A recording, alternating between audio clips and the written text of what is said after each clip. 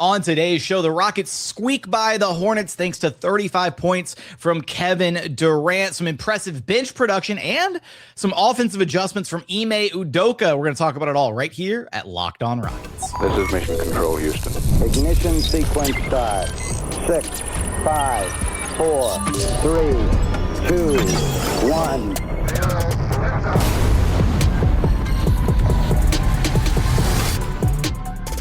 What's up and welcome to another edition of Locked On Rockets, your daily podcast, home for everything Houston Rockets basketball, part of the Locked On Podcast Network, your team every day. Now the #1 sports podcast network. As always, I'm your host, Jackson Gatlin, native Houstonian and credentialed media member. Be sure to follow along wherever you listen to your podcasts or on YouTube. Just search Locked On Rockets. On today's show, we're going to be talking about the Rockets' 105-101 win against the Hornets. Kevin Durant goes off for 35, and the Rockets needed every single one of those 35 points to be able to come out on top in this game.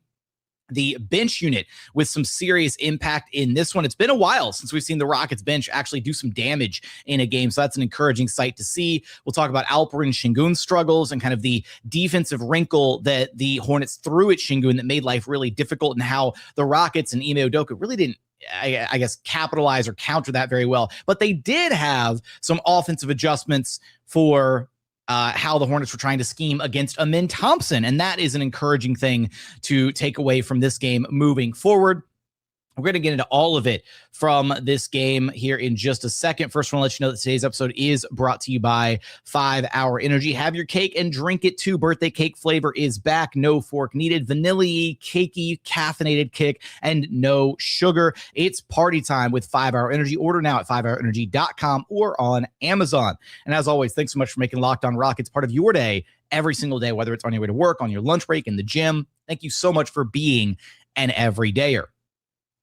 We're gonna get into kind of the game flow and the back and forth affair of this one and all that good stuff. But I know, like, the first and foremost, most important thing about this game, right? It's good for this Rockets team to get a win out of the gate, because obviously with all the drama surrounding the Kevin Durant burner allegations and all that stuff that was plaguing this team over the All-Star break, this was going to be like an all eyes on the Rockets kind of situation. How do they respond, right? How do they look in their first game out of the All-Star break with all that drama, all the stuff about KD and Sengun and Jabari, and, you know, are they going to collapse? Are they going to fall apart? Is it going to be awkward on the floor? All this stuff.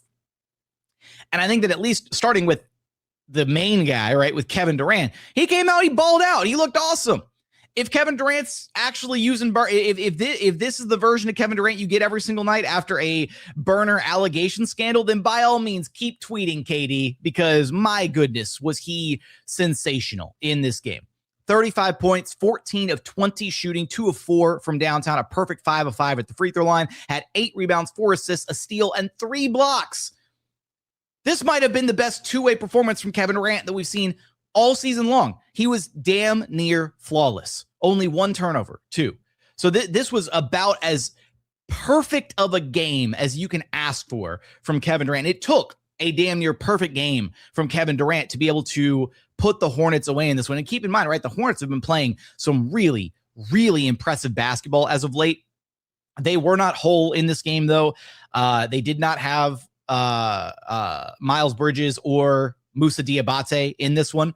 So not quite the full strength Charlotte Hornets, but still a very good Hornets team, right? A team that's been just on an absolute tear since before the All-Star break. And so to see Kevin Durant kind of, I guess, block the noise out, even though he was the one who started the noise, I guess, you know, for him to come out and just put his game face on and lock in and play at this level, we know what he's capable of. But it's good to see that it's not going to be something, at least through one game post All-Star break, it doesn't appear to be something that's going to be mentally bothering him, I guess. And the other encouraging sign of this was seeing Jabari Smith Jr. ball out. Jabari Smith Jr. was the second best player on the floor for the Rockets in this game. 15 points, 7 rebounds, had an assist, had a steal, had a block, 6 of 8 shooting, 2 of 3 from downtown, hit his only free throw attempt. Really solid stretch of minutes for Jabari. You know, nothing crazy, like he didn't pop off for 20 plus or hit like a bunch of threes or anything, but just a quietly really good, really efficient night for Jabari Smith Jr. And that's exactly the role that he needs to fill, right? The Rockets don't need more out of Jabari than just that. They just need that baseline level of production, that ability, that reliability to knock down open shots when the ball finds him after, Kevin gets doubled or Alp gets doubled or Reed Shepherd breaks down the defense, what have you. He just needs to be a reliable release valve and a solid defensive piece, solid rebounder, and he's fulfilling his obligations for his role in this Rockets team. KD balled out. Jabari was really solid and continues his stretch of really solid play after he slumped for about that really rough 8-game stretch. He's bounced back in a really big way. So it really encouraging signs from Jabari Smith Jr. And then the one downside here is Alperen Şengün, who really struggled in this game. 13 points on 16 shots, just 6 of 16 from the floor. He did have 7 assists and 3 steals and a block in this one. But he only had 2 rebounds, so not really effective on the glass, and against a Hornets team that really does work on the glass a tremendous amount, right? Out rebounded by the Hornets 46-39. That one ultimately didn't matter, even though the Hornets did out rebound them and crush them in second chance points, 17-9. Şengün, kind of a rough game, right? And I think that because those 3 guys, KD, Jabari, and Şengün, were the guys that were all so closely attached with the burner drama and the burner allegations and stuff from over the All-Star break, I think there was going to be an extra level of attention paid to how those guys played, how they interacted with each other, how they navigated this next stretch of basketball. And at least as far as the body language and stuff on the court, it didn't seem like there was any animosity between guys. It didn't seem like they were, disjointed, or that anybody was harboring any grudges or any of that stuff. There were multiple moments throughout the game where Kevin Durant, is dapping up his teammates, throwing out high fives, gassing everybody up. Other moments between, Jabari and KD, or Şengün and KD. And so I think that for the most part, right, this is going to be something that the Rockets chose to kind of handle internally, whatever way they deemed fit. And ultimately, if the team is able to work past it and get past it, then so be it. Whatever. You move on and you see what the rest of the season can bring. But this was a good step in the right direction towards kind of, getting this team past what the burner drama was, right? And at the end of the day, winning cures a lot of ailments, right? Winning can mask a lot of issues in the locker room. And if this Rockets team can put together a little run and rip off some wins here post All-Star break, then suddenly, if they go on a 4, 5, 6, 7 game win streak, or a 9-game win streak, like I predicted, then suddenly nobody's going to remember the burner stuff, right? It'll be a distant memory. It'll be something that maybe people bring up jokingly, but if this team can actually coalesce and come together and start ripping off some wins, then it's not going to be a big deal anymore. It'll be, they figured it out. They're fine. Everybody's vibing. They're playing great basketball, all that good stuff. This wasn't exactly a game with, I won't say great basketball being played. The Rockets won, and you got to be able to win ugly games.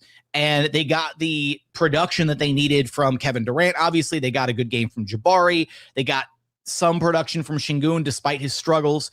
And then they got a ton of really good bench production from DFS, Jae'Sean Tate, and Reed Shepherd that we'll get into here in just a moment.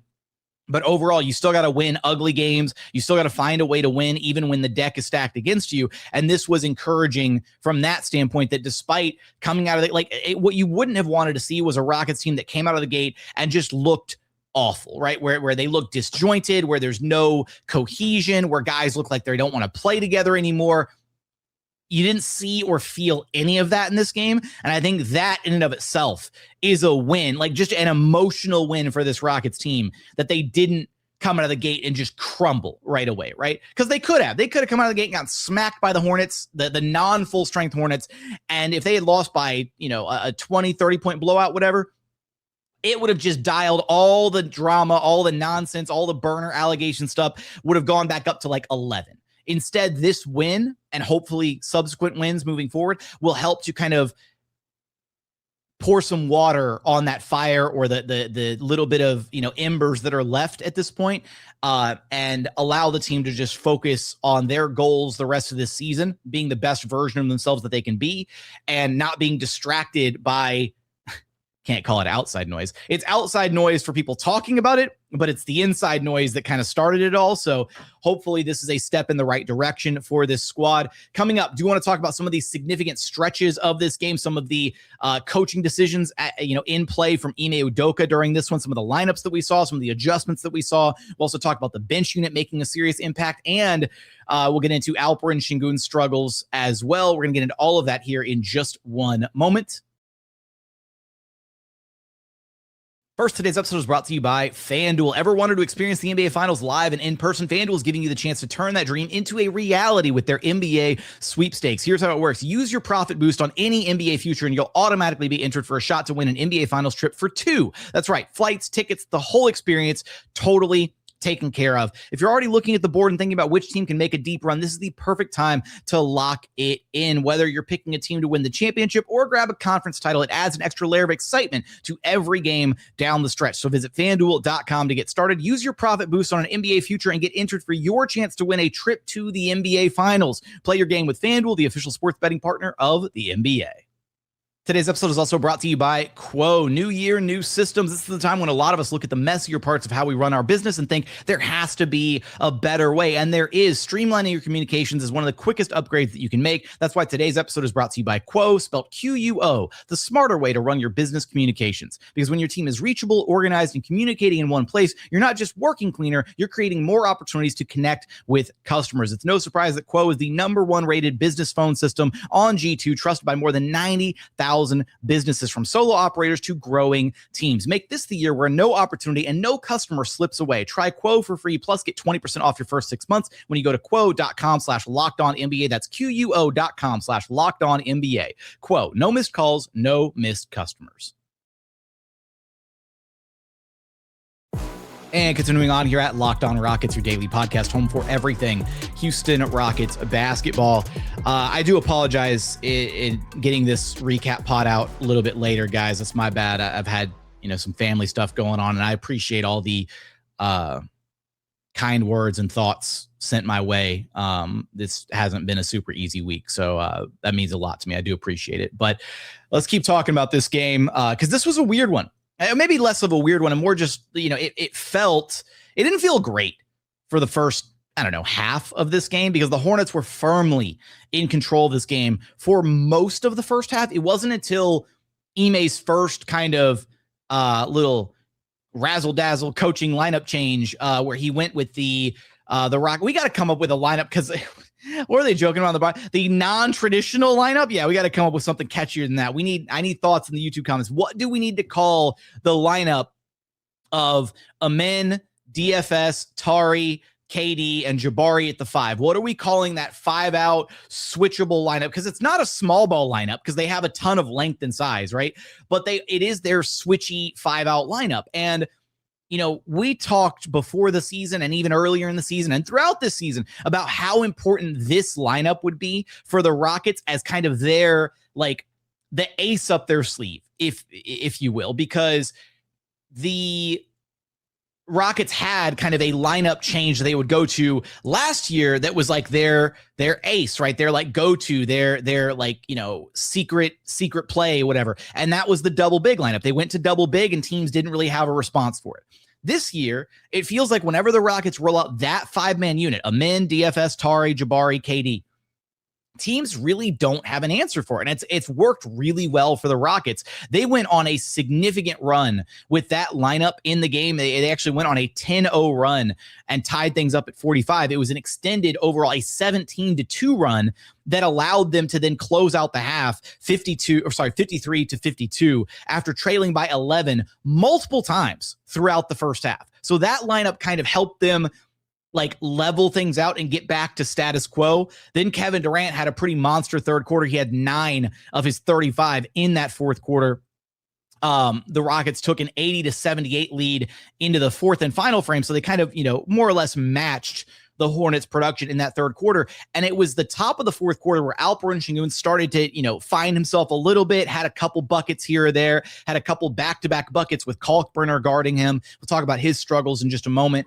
And then Reed Shepherd also kind of came alive there in the fourth quarter. But the difference in this game, really, when you look at, Kevin was awesome. Jabari was more than solid, right? But Tari really struggled, just 5 points on 2 of 9 shooting. Amen with a really quiet night, 9 points on 3 of 8 shooting. And Şengün really struggled with 13 points on 16 shots. The Rockets made up the difference, right? With their 3 other starters kind of struggling outside of Kevin and Jabari.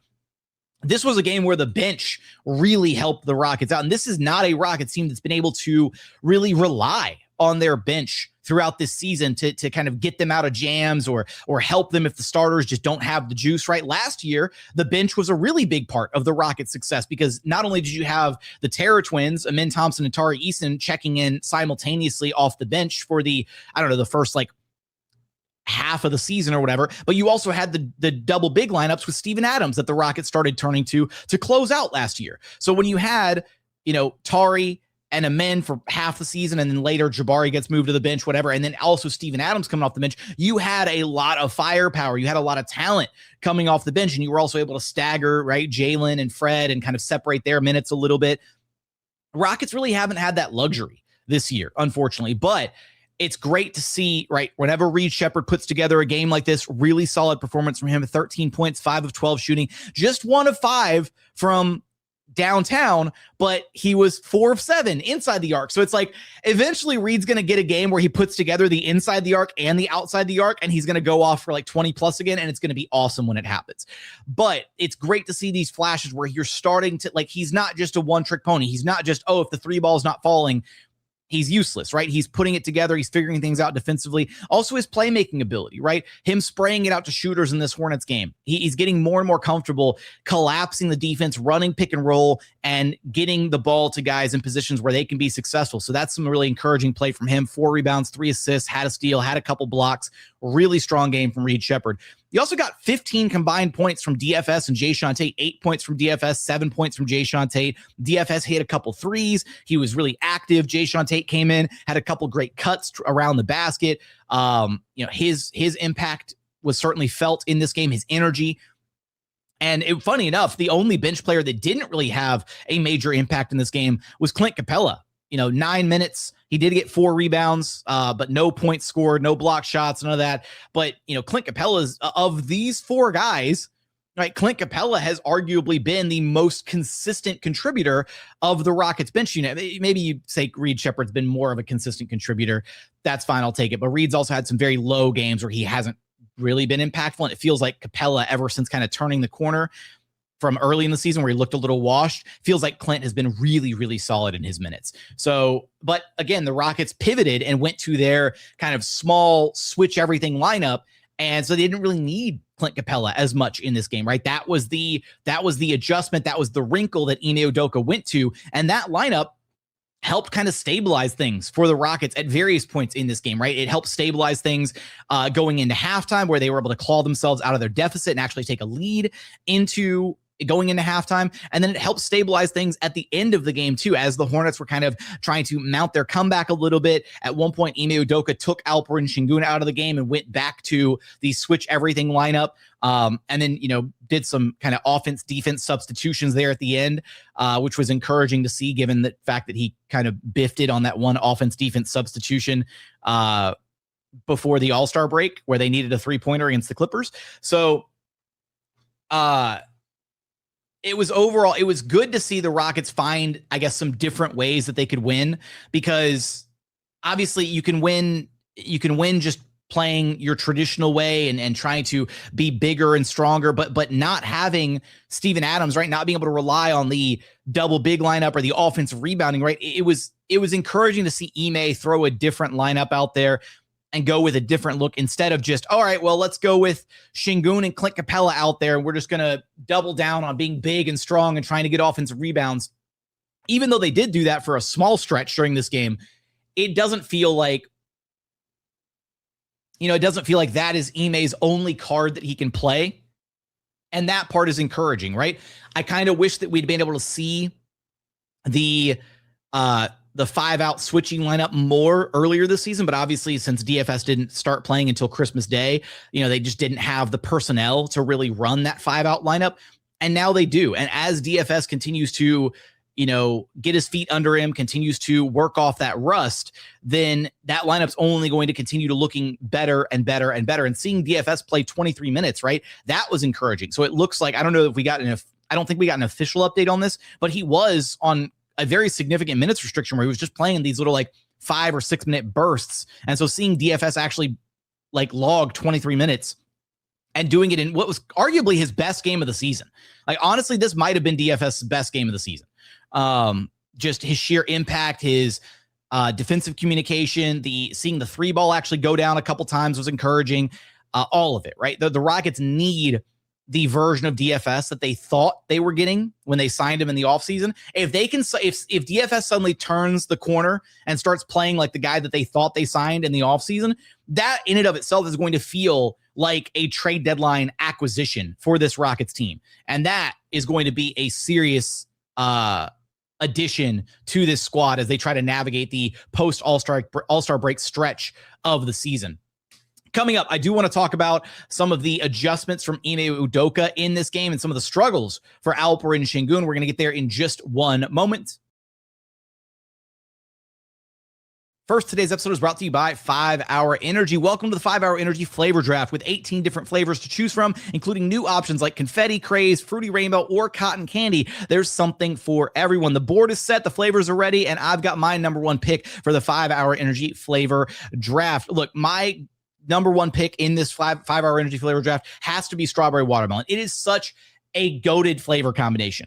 First off, I'm a sucker for watermelon anything, but then you add strawberry to it, right? It is just a perfect combination of flavors. It's sweet and tart. It's got a candy-like kind of flavor. It's the ultimate flavor duo. Some flavors were just made to go together, and strawberry watermelon is at the top of that list of overall delicious combos. So find your new flavor of 5 Hour Energy shots available online or at 5hourenergy.com or on Amazon. And final segment here at Locked On Rockets, your daily podcast home for everything Houston Rockets basketball. All right, a couple of things that stood out in this game as far as some of the wrinkles from the respective coaching staffs. Sengun is such an interesting player, and I want to start here with Şengün's struggles because, against bigger, stronger guys, he uses his speed, his athleticism, his quickness, his finesse around the rim, and is able to generally be a mismatch nightmare for bigger bigs. And then against bigs that generally have the length or the speed to try and deal with him, or the foot speed to keep up with him, he is generally able to overpower them, right? Alperen Şengün is generally kind of a mismatch nightmare for a lot of bigs. And he's also very untraditional, right? In the way that he scores around the basket, his flexibility, the way that he can, you think you've got him dead to rights, pinned under the backboard, and then he's able to get a layup off. And you're like, how did he even contort his body to do that? Where you've heard Steven Adams talk about how unique it is guarding Alperen Şengün, previously.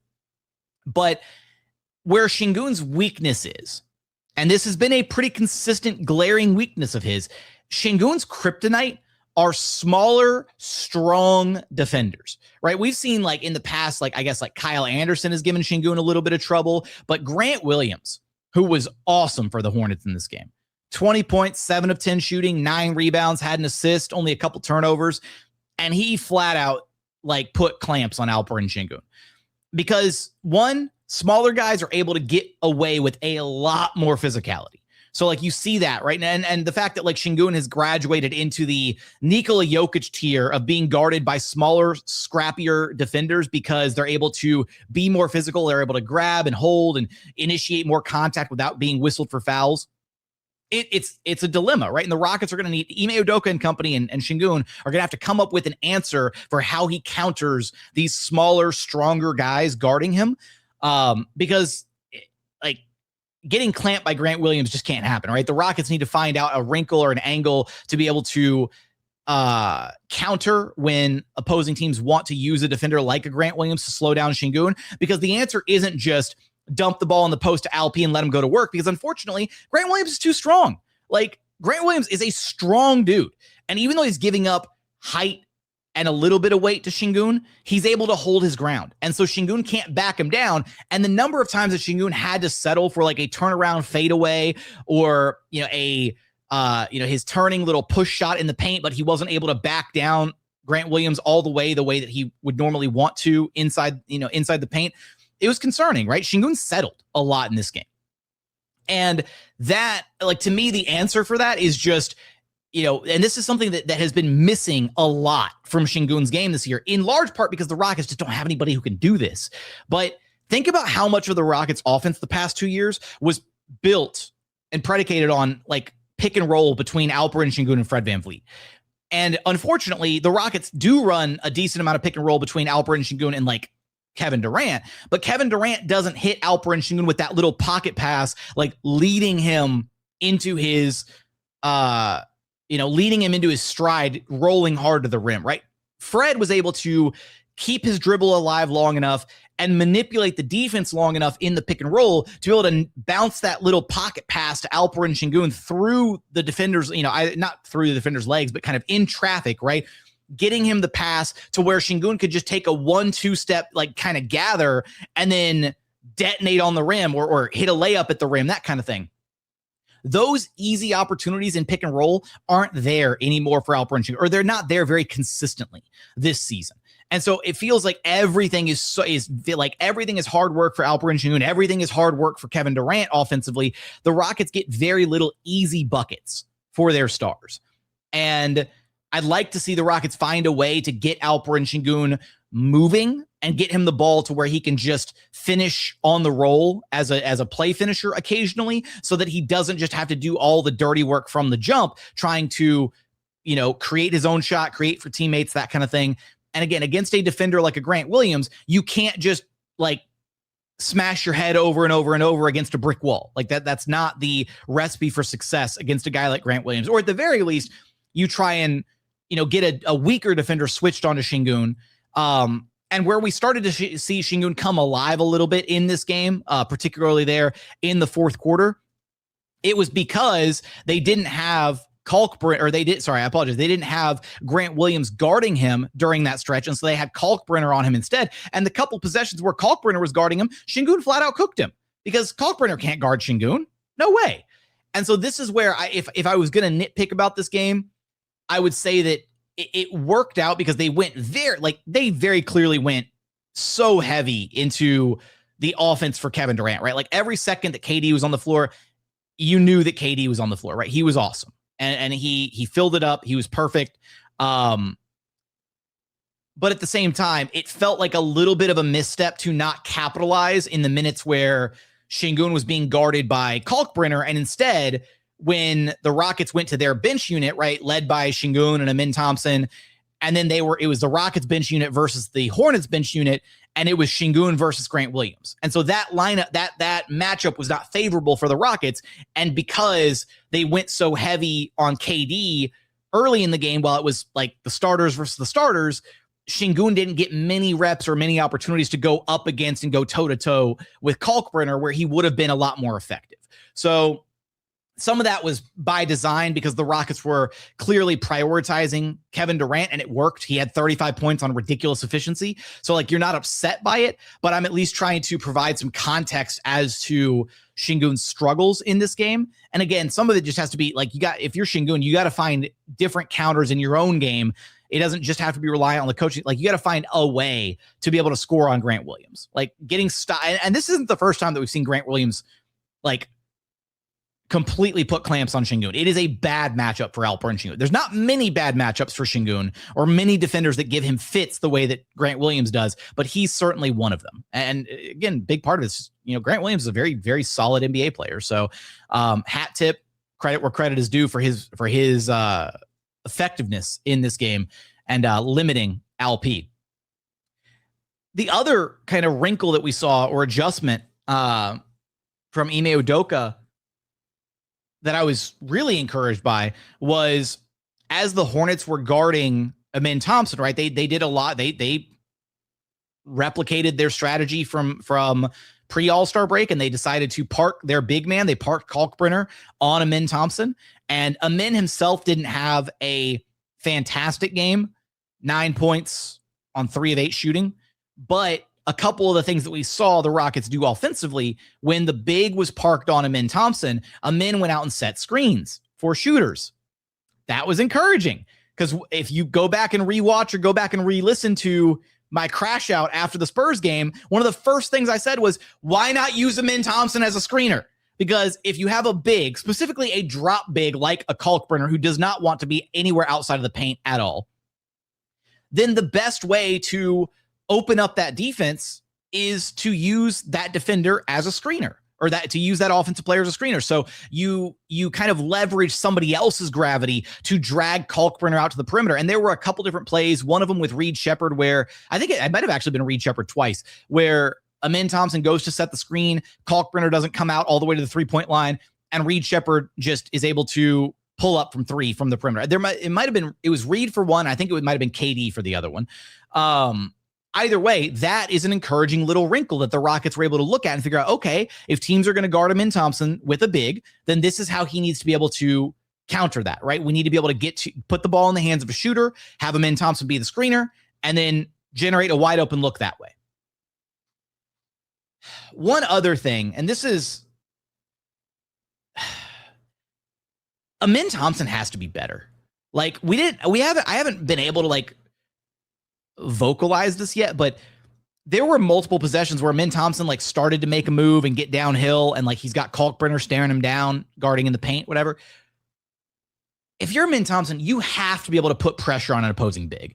You can't just like live with the fact that, oh, I'm being guarded by a 7-footer, I guess I'm useless now. Like that can't happen.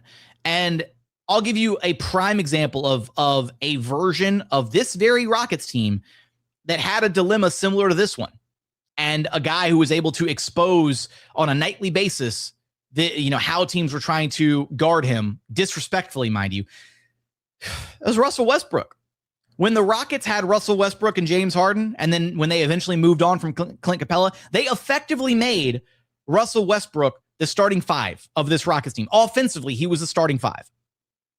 And they had 5-out spacing, and every time that opposing big was guarding Russ, one, they would use Russ as a screener a little bit. Two, Russ would sometimes catch the ball after the double team hit James Harden, and then Russ was able to attack closeouts with his insane speed and athleticism and finish at the rim at a pretty ridiculous rate. There was a point where Russ and Harden were both averaging over 30 a game, because defenses they'd never had an answer for James Harden. And their only answer for Russ was, we're going to put a big on him to try and stifle the rest of the Rockets offense. And even then they found an adjustment for it, right? And Russ was able to get downhill and like splice through the defense and get around, the opposing big man and do all sorts of stuff. Now, unfortunately, Amen Thompson doesn't have quite the handle that Russ does. And he's maybe not, what's weird is Amen is a like ridiculous 99th percentile athlete. I don't know that Amen has like quite the explosive first step that Russell Westbrook did, because Russ's first step was ridiculous. It was a lightning quick first step, like 0 to 100 immediately.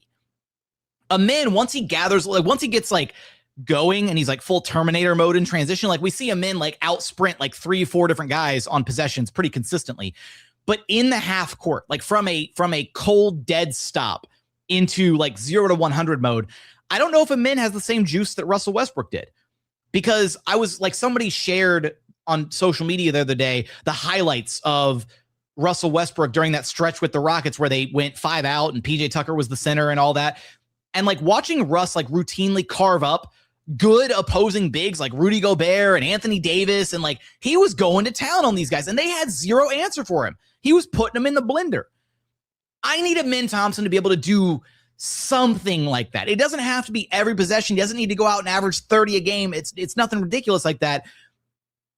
But he also can't be scared of attacking opposing bigs, especially as the Rockets are trying to navigate what this looks like.